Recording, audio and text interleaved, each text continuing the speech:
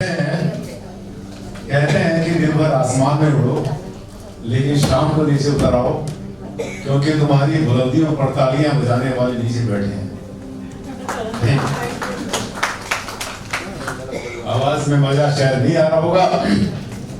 अब आपको वीडियो देखते रहते हैं, आप लोग मेरी YouTube वीडियो देखते रहते हैं। अब वो आवाज। नमस्कार, बहुत बहुत स्वागत, हार्दिक अभिनंदन आप सबका इस कार्यक्रम में। आज हम आपको बात करेंगे। Thank you very much, so nice of you. Vastu पुरुष एक ऐसी परिकल्पना जिसके बारे में बहुत सारे सवाल जवाब मन में आते रहते हैं, और कभी समाधान मिलता है तो कभी समाधान अपनी लाइन से फिसल जाता है, क्योंकि एक सवाल के साथ जो जवाब आता है उस जवाब के आगे फिर सवाल हो जाता है। इंग्लिश की डायरेक्टरी आपने देखी है, उसमें बहुत सारे वर्ड्स हैं, और उन जितने भी शब्द वहां उसमें बने हुए हैं, लिखे हुए हैं, उसमें एक ऐसा शब्द है जिसकी कोई वैल्यू ही नहीं, बिल्कुल बेकार का शब्द है, और वो शब्द है बेस्ट। क्योंकि हर बेस्ट के बाद में एक बेटर होता है। जब हर बेस्ट के बाद एक बेटर हुआ तो बेस्ट कहां पर आया? चलिए आपको लेकर चलता हूं वास्तुशास्त्र की एक नई दुनिया में।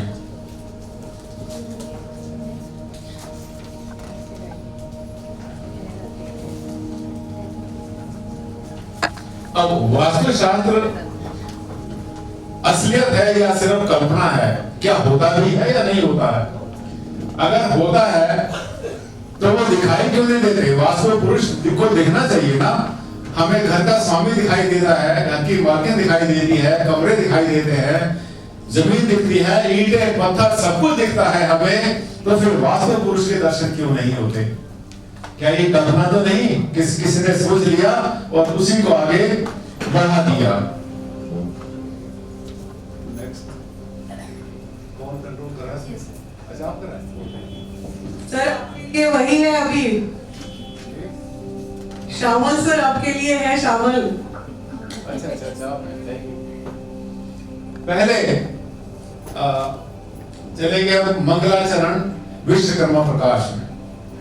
जयति शरद मूर्ति मंगलम मंगला नाम, जयति सकल वंद्या भारती ब्रह्म रूपा, जयति भुवन माता चिन्मयी मोक्ष रूपा, दिशतु मम महेशु वाम में शब्द रूपम।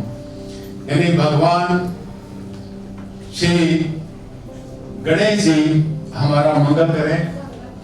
भारती यानी सरस्वती माँ हमें ज्ञान दे, बुद्धि दे, और भुवन माता पार्वती से भी हमें आशीर्वाद मिले। ये सब हमारी कामना रहती है हमेशा अपने वास्तुशास्त्र में। और विश्वकर्मा प्रकाश एक बहुत बड़ा ग्रंथ, यूं तो बहुत सारे ग्रंथ हैं, और विश्वकर्मा बहुत बड़ा ग्रंथ है। अब background of proper establishment of energies of God. ये एनर्जीज होती क्या है? वास्तु पुरुष क्या होता है? एनर्जीज क्या होती हैं? मत्स्य पुराण के अनुसार त्रेता युग में अंधकासुर हुआ, भगवान शंकर जी में इनमें द्वंद्व हुआ, युद्ध हुआ। तब क्या हुआ कि भगवान शंकर के पसीने की कुछ बूंदें जमीन पर गिर गई, और उसी से एक महाभूत का जन्म हुआ। ये मंत्र बता रहा है, श्लोक बता रहा है। वास्तु शास्त्रम प्रवक्ष्यामि लोका नाम हित काम्या, पुरा त्रेता युगे यासिन महाभूतम व्यवस्थितम। पुराने समय में एक बहुत बड़ा महाभूत पैदा हुआ, स्वाप्यमानं शरीरेण सकलं भुवनं तथा, पूरे अपने शरीर से उसने पूरे भुवन को, संसार को ढक लिया। दृष्टा विस्मयं देवा तथा सेन्द्रा भयवता। सब देखने के बाद देवता सबके सब गए भगवान जी के पास में गए। ततस्य भयं आपन्ना ब्रह्मांडं शरणं, भगवान बचाओ हमें, हम आपकी शरण में आए हैं, क्योंकि एक बहुत बड़ा महाभूत आ गया है। और आज की आधुनिक भाषा में कांड करना शुरू कर दिया है, हिला दिया उसने बुरी तरह से पूरे के पूरे ब्रह्मांड को। अब क्या होगा हमारा? तो उनसे बचने का तरीका बताया गया। भूत भावन भूदेश महद भयम उपस्थितम, कवय अस्यावा कवय गच्छामो वयम लोक पितामह। कहां जाए कहां आए, हम तो गिर गए, परेशान हो गए हैं। सभी जितने भी देवता थे असुदे सब ने मिलकर इस बात की गुहार लगाई। ब्रह्मा जी ने बोला मां कुर्वन्तु भयम देवा, डरने की बात नहीं है। मां कुर्वन्तु भयम देवा वीरयेतन महाबलम, इतने शक्तिशाली आप सब हो। निपात अधोमुखम भूमो निर्विशंका हो, जिसको उठाकर आप जमीन पर पटक दो और उसके बाद में बिल्कुल पूरी तरह से निश्चिंत हो जाओ। अब वो जिनको उठाकर पटका गया महाभूत, उन्होंने भी निवेदन किया कि महाराज मेरी क्या गलती थी, मैं तो भगवान शंकर के पसीने से पैदा हुआ और मेरी इसमें कोई गलती नहीं, तो मुझे इस तरह से मेरे साथ ऐसा व्यवहार क्यों किया गया, मैं तो कहीं का भी नहीं रहा। तब उनको भी ब्रह्मा जी ने आशीर्वाद दिया कि लो तुम्हारी भी हमने रॉयल्टी फिक्स कर दी हमेशा के लिए। अब जब भी कभी भूमि कोई पूजन करेंगे तो सबसे पहले आप ही को याद किया जाएगा, पहले आपकी पूजा होगी, उसके बिना जो है कोई भी भवन नहीं बनेगा और जो बनाएगा वो बहुत बड़े बड़े कष्टों को प्राप्त करेगा। अब आगे बात के कहा, ये जो 45 देवता, जितने भी देवता थे जो कि वास्तु पुरुष पर उन्होंने अपनी जगह बनाई थी, विराजमान हुए थे, ये कहाँ रहते हैं, इनका रोल क्या है? अब क्या बने हुए घर में रोज इनकी पूजा होती है या एक बार घर बनाया उसके बाद भूल गए? अभी देखिए बहुत कॉमन, ये जो आपके सामने इमेज है ये आपको दिख रही है, आमतौर पर ये नेट पर भी मिलती है हर जगह पर। एक्चुअली क्या है कि जो वास्तु पुरुष है उनका रूप ये है, एक किसी भी भूखंड में वास्तु पुरुष का जो सिर है वो नॉर्थ ईस्ट में आता है और दोनों भुजाएं दाएं बाएं आग्नेय कोण में ईशा और वायु कोण में आती हैं और नैऋत्य कोण में उसका भारी हिस्सा आता है। ये सबके लिए एक जानी पहचानी सी आकृति है। अब एक स्लाइड आपके सामने और आएगी जिसमें कि आपको बताएंगे हम कि ये जो 45 देवता हैं कहां कहां पर किस तरह से निवास करते हैं किसी भी पीस ऑफ लैंड पर, किसी भी भूखंड पर। क्योंकि जब हमने बताया कि 45 देवता हैं तो ऐसा तो है नहीं कभी कहीं बैठे कभी कहीं चले गए या कहीं पर खड़े हो गए, जगह बदलते रहे, ऐसा तो होता नहीं। लेकिन जब इनकी स्थिति देखते हैं हम तो इनकी जो स्थिति बनती है किसी भी भूखंड पर कुछ इस तरह से बनती है। इसमें नीचे वो होगा लेख हो है क्या इसमें? लेख नहीं इसमें।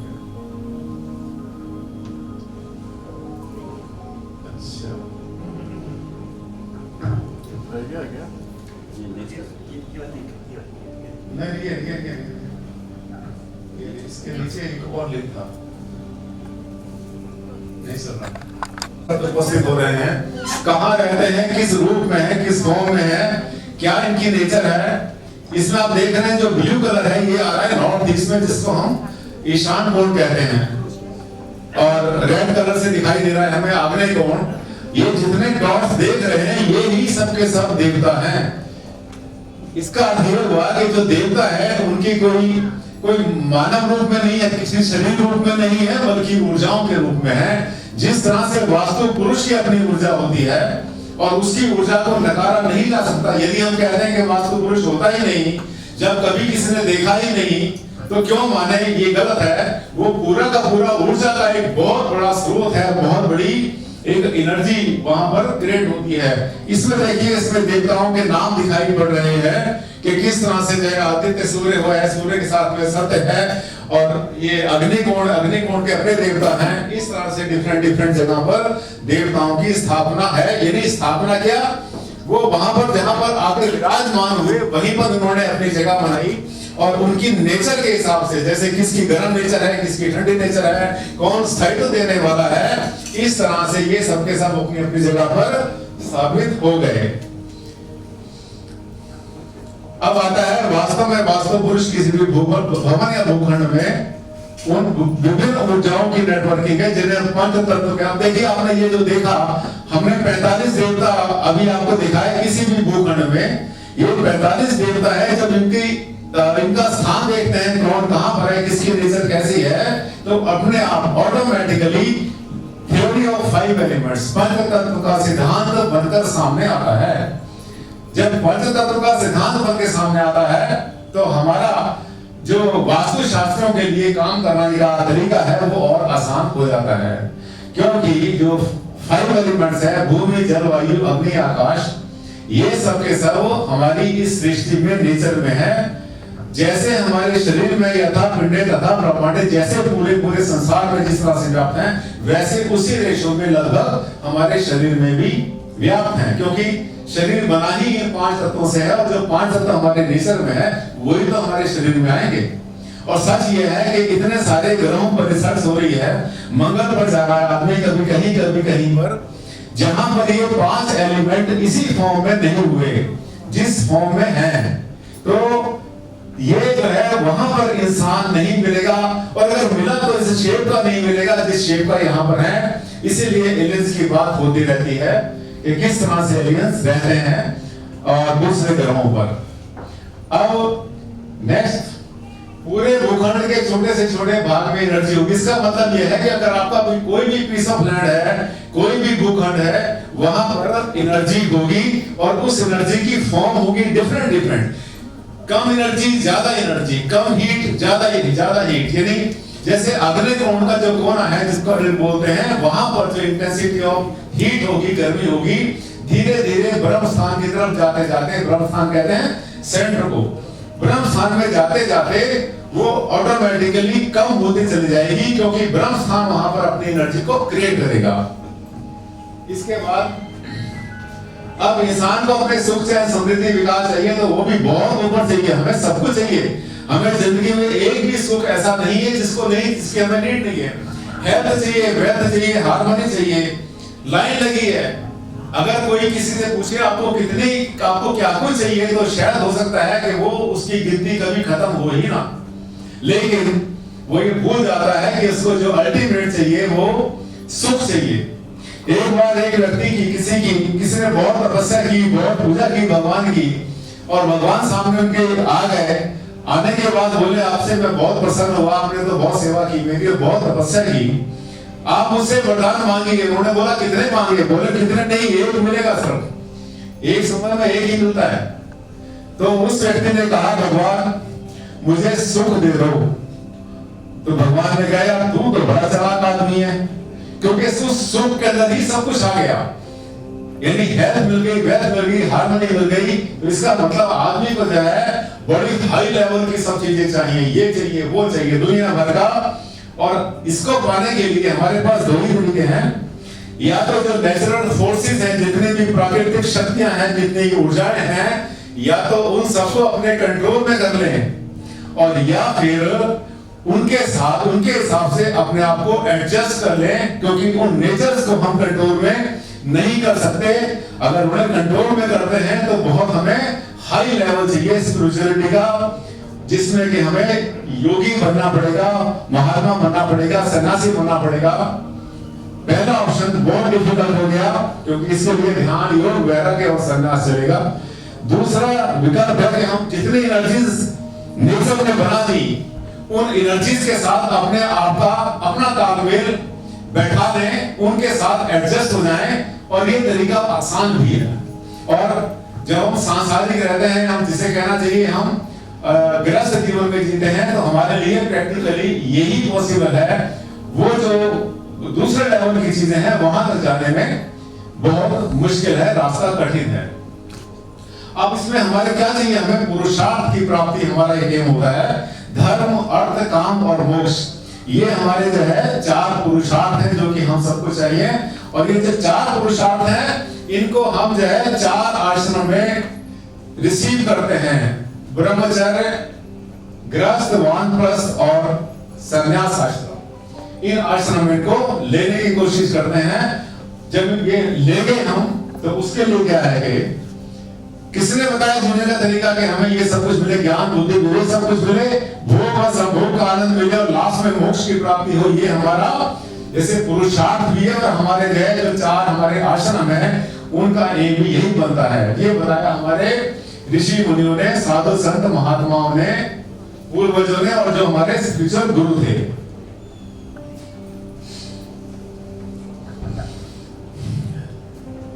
इष्ट वाले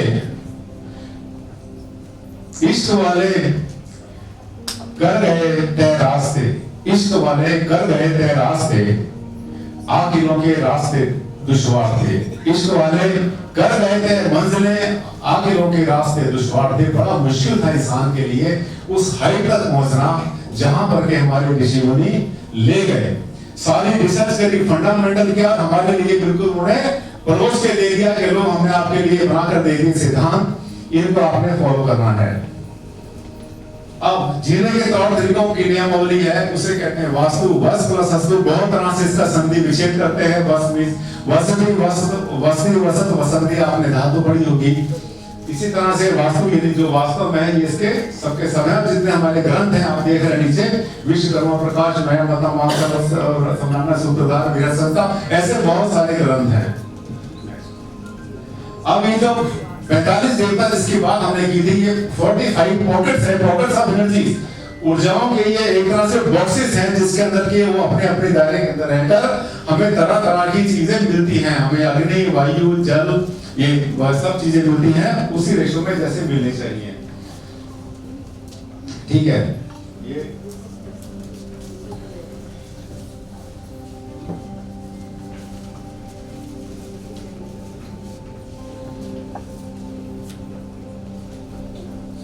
अब ये जो 45 देवता हैं इनके नाम आप देख रहे हैं, डिफरेंट ग्रंथ में थोड़ी बहुत स्पेलिंग इधर उधर हो सकती है, क्योंकि जितने ग्रंथ लिखे गए उनका अनुवाद किया गया संस्कृत से। पहले तो संस्कृत के श्लोक लिखे गए, उसके बाद में उसका ट्रांसलेशन किया गया, और जो श्लोक या हमारे ग्रंथ लिखे गए वो ग्रंथ भी मूल रूप में ठीक तरह से पूरे उसी रूप में जैसे लिखे गए थे हजारों साल पहले, वो हमारे हाथ में नहीं है।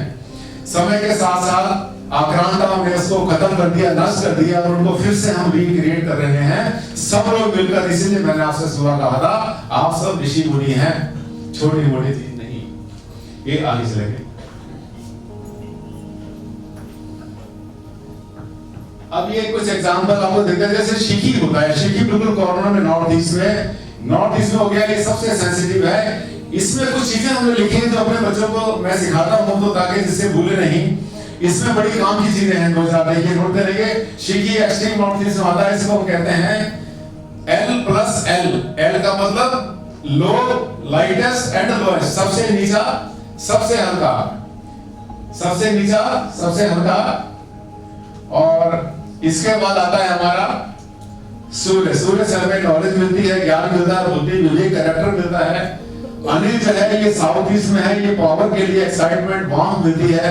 इसको हम डिफाइन करते हैं डबल एफ से। एफ का मतलब फायर एंड फ्लेम, यानी गर्मा गर्मी सब कुछ साउथ ईस्ट में। देन उसके बाद में पितर मिलते हैं हमें साउथ वेस्ट में ग्राउंडिंग, स्टेबिलिटी, सिनर्जी। इसको हम ट्रिपल एस से भी डिफाइन करते हैं। ये जो छोटे छोटे से शब्द हैं इंग्लिश के, लोग मुझे अपना अल्फाबेट्स को आप अगर नोट कर लेंगे तो बड़े काम आएगा।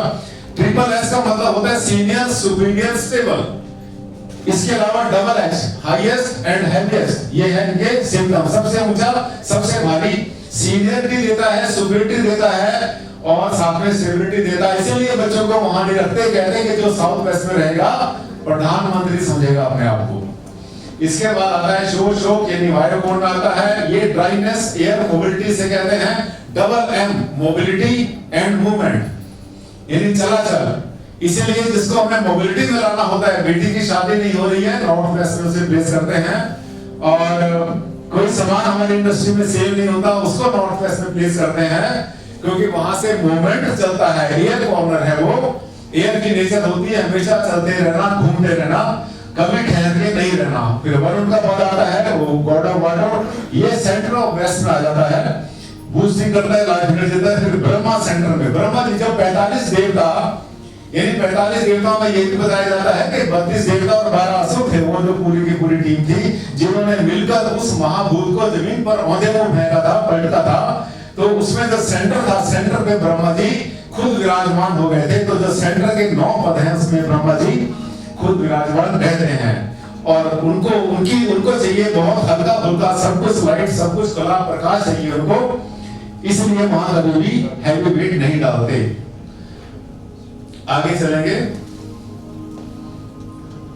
ये जितने भी ज्ञान देख रहे हैं आप, जितने भी चीजें देख रहे हैं, ये कोई छोटी मोटी चीजें नहीं, ये हमारे शास्त्रों के द्वारा और हमारे ग्रंथों के द्वारा दिया गया हमें एक बहुत अनमोल प्रसाद है, जो कि बहुत रेयर है।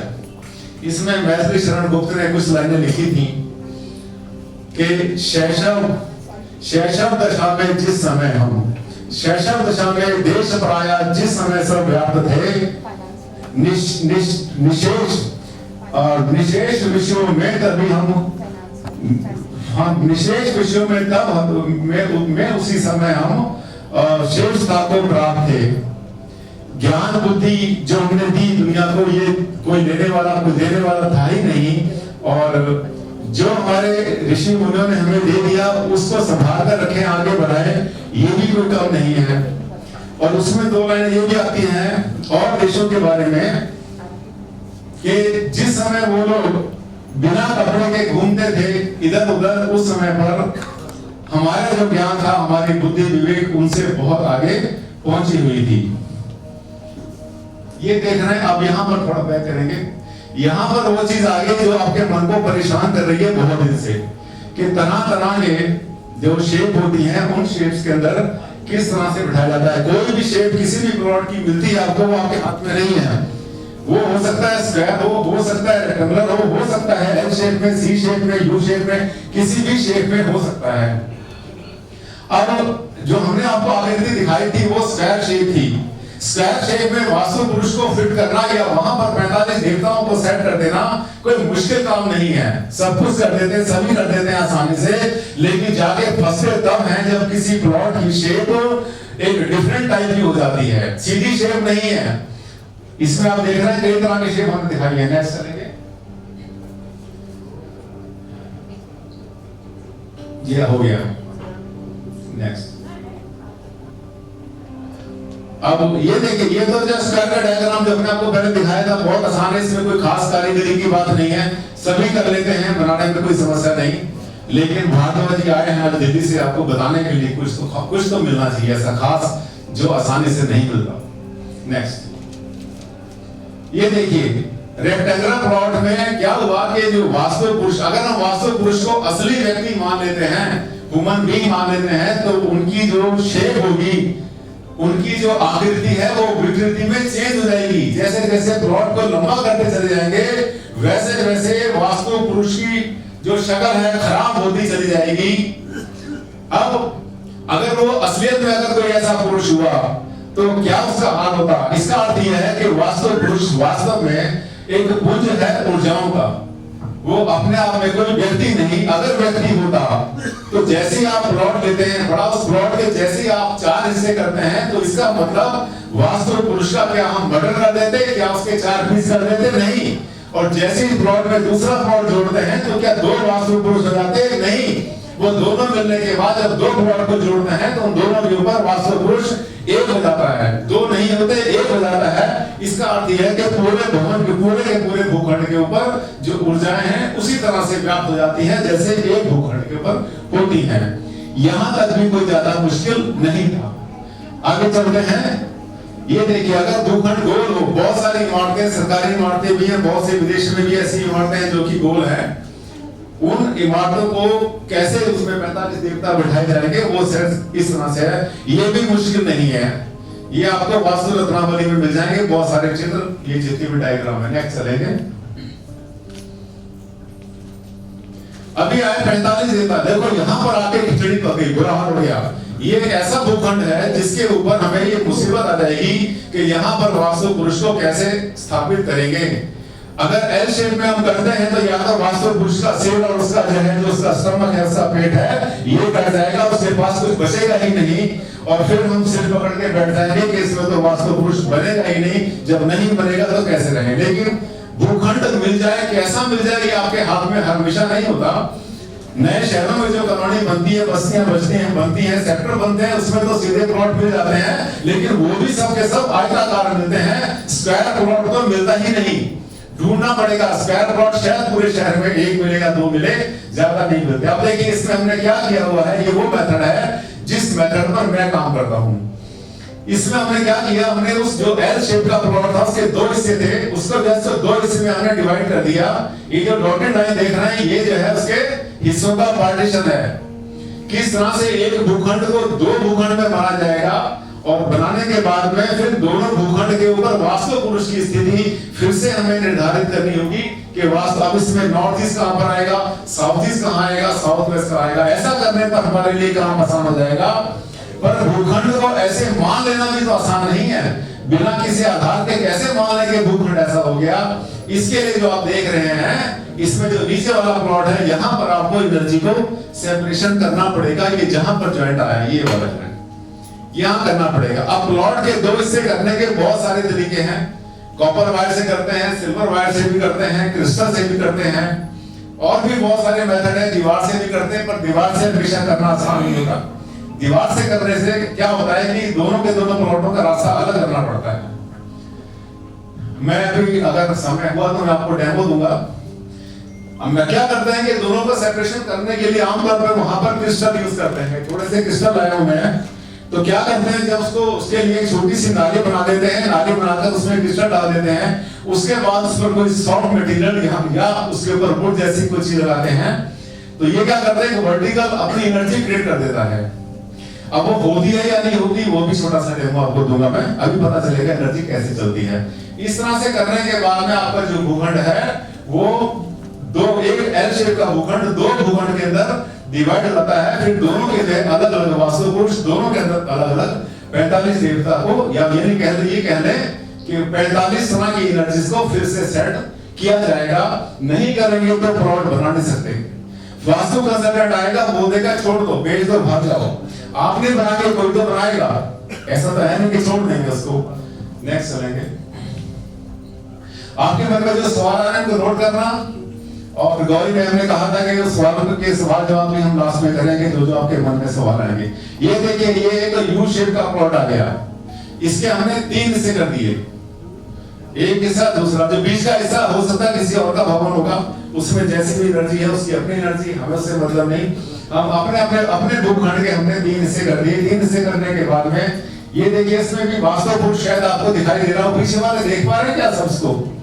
इसमें भी वास्तु पुरुष की स्थापना फिर से वैसे ही कर दी हमने, क्योंकि हमने कहा था वास्तु पुरुष कोई व्यक्ति नहीं है, इंसान नहीं है, कोई लिविंग बीइंग नहीं है, बट वो एक ऊर्जाओं का पुंज है। और उसके जो 45 देवता हैं वो सब मिलने के बाद ही उसकी एनर्जी को डिफाइन करते हैं। 45 देवता के बिना वास्तु पुरुष है अपने आप में कुछ नहीं बता पाता। और जो 5 एलिमेंट्स हैं, 5 तत्व, ये बहुत ज्यादा इसका वर्णन वास्तु शास्त्र में ग्रंथों में नहीं है, लेकिन जो कुछ भी वास्तव में किया जाता है वो सबका सब 5 एलिमेंट्स के साथ जाकर कहीं ना कहीं कनेक्ट हो जाता है। एक वास्तु शास्त्री होने के नाते अगर आप किसी अपने क्लाइंट को ये बताना शुरू कर दें कि 45 देवता हैं, वो यहाँ बैठा है, यहाँ बैठा है, तो उसके सिर के ऊपर से निकल जाएगा। यहाँ तक कि एक वास्तु शास्त्री के लिए भी मुश्किल पड़ जाता है 45 देवता हमेशा याद रखना या उनको जस्टिफाई करना। इसलिए 5 एलिमेंट्स की जो थ्योरी है, जब इसके साथ पूरा रिलेशन लेके चलती है, बिल्कुल मैच करती है, 100% का समर्थन करती है, तो 5 एलिमेंट्स की थ्योरी हमारे लिए ज्यादा आसान भी है और उसके साथ हमें सेट करना भी इजी हो जाता है। Next, now how I can check that this separation is working। वो आपको छोटा सा डेमो अभी दूंगा मैं। और ये जो है वास्तु कंसल्टेंट भी दिखा सकते हैं कि आपकी जो हम सेपरेशन कर रहे हैं काम, क्योंकि हमने कह दिया और हमारे क्लाइंट ने मान लिया, ये तो मजेदार बात नहीं हुई। हमने जो कहा, जो हमने बताया, उसको हम प्रूव भी कर सकते हैं, तब आएगा इसका मजा। इसके अलावा इस प्रेजेंटेशन के बाद आपको बताएंगे सेपरेशन की बात होगी। अब क्या होगा, लेकिन ये जो मेथड जितने भी चल रहे हैं इनके ऊपर एक कुठाराघात भी हो रहा है। आजकल आप देख रहे हैं रील बन रही है, बहुत सारी रील बन रही है, और फेसबुक के ऊपर भी बनती रहती हैं। जिसके मन में जो आता है कुछ भी बनाकर चल पड़ता है। बेवकूफ बनाने का बहुत बढ़िया धंधा लोगों ने बना लिया। कुछ भी बोल दिया, अपने खोपड़ी पर 4 डंडे मारो आपको धन मिल जाएगा। लोग सुबह सुबह उठ के डंडे मारने शुरू कर देंगे। अपने हाथ के ऊपर लिख दो, इसमें अल्लाह अल्लाह अल्लाह, और आपको जो है आपके बच्चे पैदा हो जाएंगे, सब मारना शुरू कर देंगे जिनके संतान नहीं। हो क्या रहा है कि उनको ये पता चल गया, एक ग्रुप को ये पता चल गया कि लोग बहुत सीधे हैं और वो आसानी से बेवकूफ उनको बना सकते हैं। जब उनको बना सकते हैं तो उनको डरा भी सकते हैं। बनाओ, डराओ और फिर उसके बाद में पैसा खींचो। और वास्तु के जितने भी वास्तु शास्त्री हैं उनकी एक नेचर और भी होती है।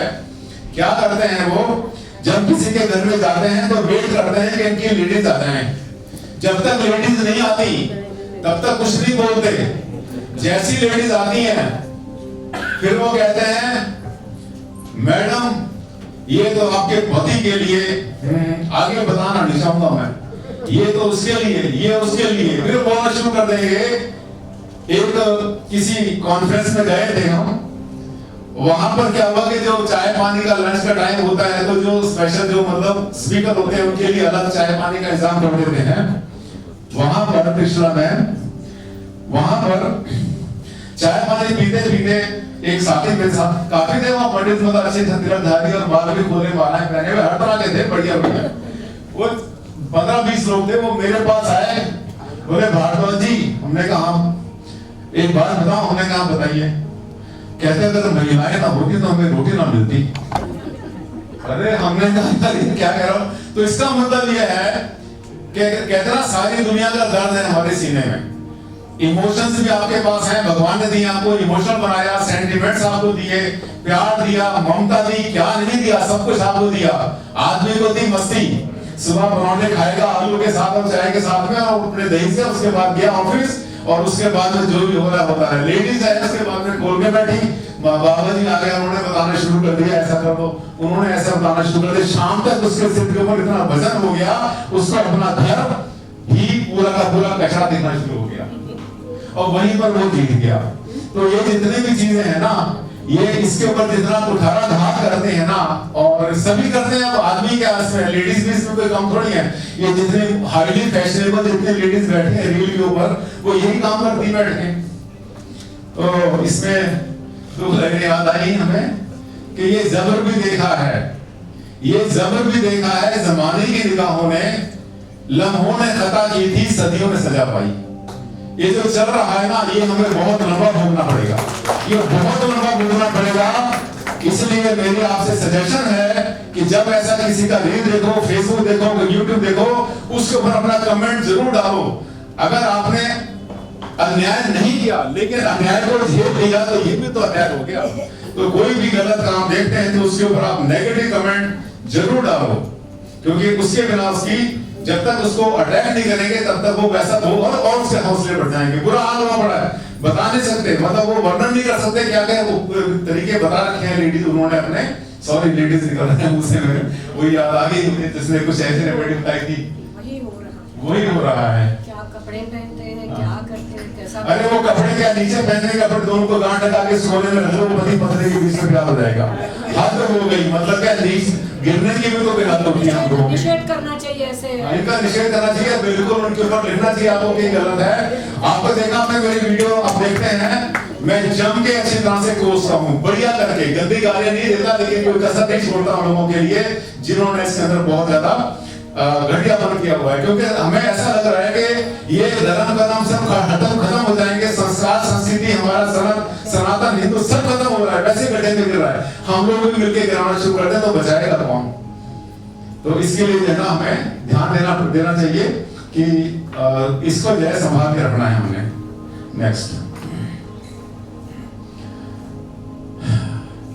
ये है सेपरेशन, बेटर एनर्जी फ्लो के लिए और पूरे प्लॉट में better separation. Precious, semi precious और प्रेशियस स्टोन्स है, इनसे भी हम सेपरेशन कर सकते हैं। कंबल से, क्रिस्टल से भी कर सकते हैं, कॉपर से, सिल्वर वायर से भी कर सकते हैं। वो आपको दिखाऊंगा मैं अभी, छोटा सा प्रैक्टिकल। त्रिशल मैम तो क्रिस्टल की एक्सपर्ट हैं। और बस लास्ट में इतना छोटा बोलूंगा आपसे कि जो भी काम करते हैं हम धर्म कर्म के लिए, शास्त्र के लिए, वास्तु के लिए, वो सब कुछ इतने दिल से करो, इतने शिद्दत से करो कि आने वाला टाइम जो है आपको याद करे। कुछ इस शिद्दत से निभाओ अपना किरदार, कुछ इस शिद्दत से निभाओ अपना किरदार कि पर्दा गिरने के बाद भी तालियां बजती रहें। Thank you. सर आप ऐसे वक्ता है जो हमसे कनेक्ट होने के लिए मंच के नीचे आ गए। धन्यवाद सर। नहीं नीचे आने पड़ता, ऊपर उठते रहेंगे तो कैसे होगा। Thank you.